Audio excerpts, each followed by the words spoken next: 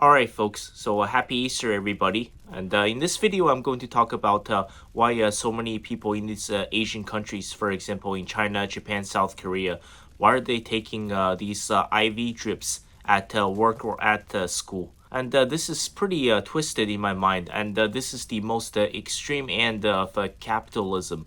It's unfortunate. I mentioned before, the only system that can work in the society is capitalism, but it definitely has its consequences. I think that many rules have to be changed in order to reverse this trend. So if you're wondering what's inside of these IV drips, okay, there's no universal standard. Okay, it's typically a mixture of fructose or just simply sugar or amino acids or caffeine. Also, various nutrients. This is designed to keep a person going when they're at the point of extreme exhaustion.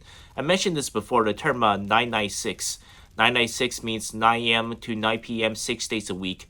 This is very typical in countries like in China, in Taiwan, South Korea, in Japan, and it is very normal in some extreme cases where people they will work themselves to the death. It sounds brutal, extreme. You think your life is tough here. Imagine, a typical work week. That's 72 hours a week. And by the way, the 996 doesn't necessarily mean, your shifts will always be 9 a.m. to 9 p.m. 6 days a week. And many of these workers, they're being placed on call all the time. So even once in a while, when they do get a day off, they have to be constantly on call. They can't go anywhere. They have to have their phones all the time. At any moment, they could get an email. They could get a message from their boss, and they will have to start a new project. And they will have to get on work right away because they have a deadline to meet for the next day. The work and school and life balance in many of these developed part of Asia is extremely poison. So I went to school in China. This is from grade 1 to grade 6. School typically started a lot earlier versus Western countries. So in the West, your school typically may start at 8:30 or 8:45 or 9 o'clock, right? So my school usually started at 7:30, and every day usually ended at around 3:30, which is 8 hours. It's not terrible.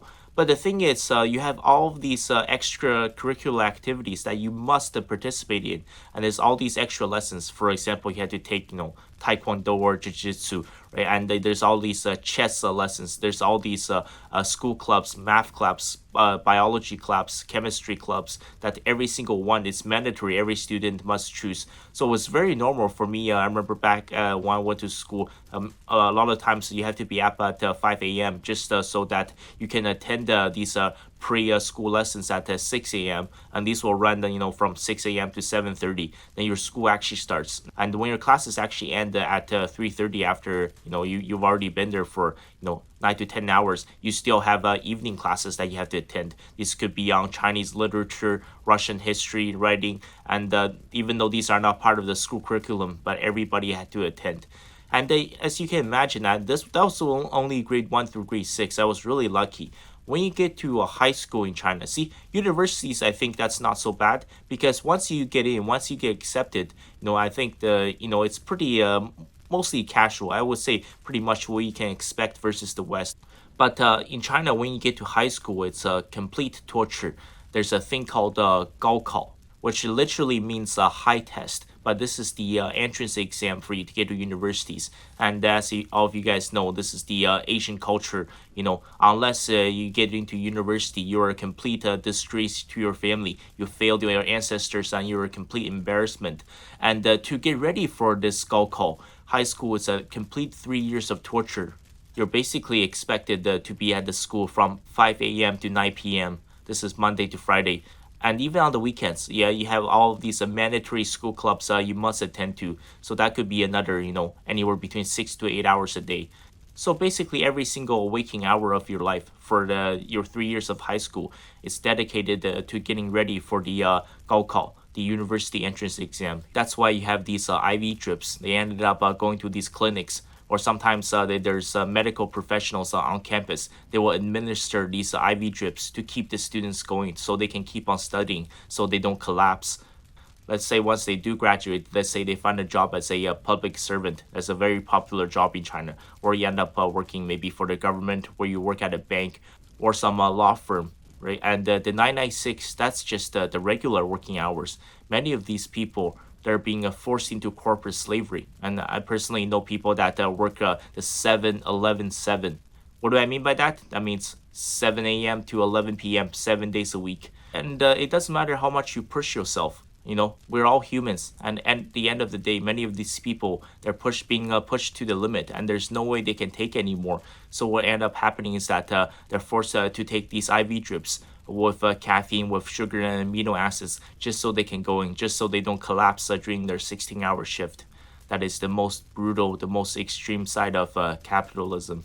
Everybody is being worked like a slave all the way until their death. And to all the ladies, this is what I mean. This is how the poisons of feminism. Okay, it has nothing to do with empowering women.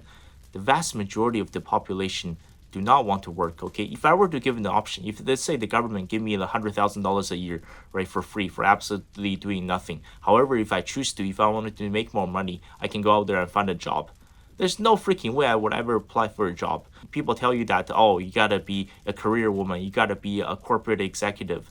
You have no idea the amount of pressure that'll be placed on you. Do you know, for example, in North America, the average lifespan of a CEO for a company is typically 3 to 4 years, right? Because that's the lifestyle you have to go live through. You have to become a slave for your company. Doesn't matter how much you might be getting paid. Sure, CEOs, they can make 5 million, 10 million, even $15 million a year. But every single waking hour, you will be enslaved to your company. And every time the company runs into a financial woes, every time you don't hit the target for the current period, everything's going to be blamed on you. That's why an average CEO only lasts 3 to 4 years, because as soon as something goes wrong, they can't fire the regular employees. The CEO has to go first. All the pressure, all the stress is on you. Your phones will never stop ringing. The messages will never stop coming in.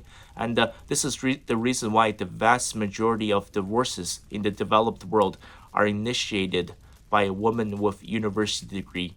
Because, ladies, you cannot choose both. Either you choose your career or you choose your family. So what is it going to be? I'm sure if you guys have seen at least a few episodes of Friends. Friends is extremely popular in China. I've seen all 10 episodes at least 10 times. Remember the first time Ross and Rachel break up, right? Rachel got this new job at Bloomingdale's. And then she realized that this job is 10 times more stressful than just being a waitress at Central Perk. And then remember, it was their 1 year anniversary, and Ross and Rachel, they were supposed to meet up for their date. Unfortunately, due to the nature of her job, this is likely a Saturday at 9 p.m. She's working at the office because she has a deadline to meet for the next day.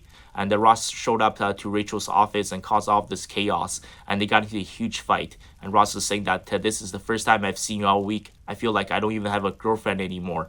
Then they decide to take a break. Then everything went to chaos for Ross and Rachel. This is what I mean. You cannot choose both. You either have a career or you have a family. And trust me, over 90% of the women are 10 times happier when they choose their family over their career. And unless these countries, if they want to reverse the falling birth rates, if they want to reverse the population collapse, if they want to increase marriage rates again and decrease the divorce rates, they have to fix this extremely toxic work culture. Because never mind anything else, never mind issues in your relationship. Do you really think these people, they want to put their kids through that?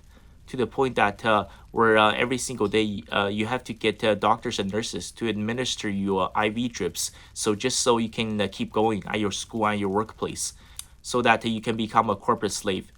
Your marriage goes to shit. You have no children. You have zero happiness. You have no time off. So perhaps maybe Comrade Vladimir Lenin was right all along. Eventually, the final victory will belong to communism.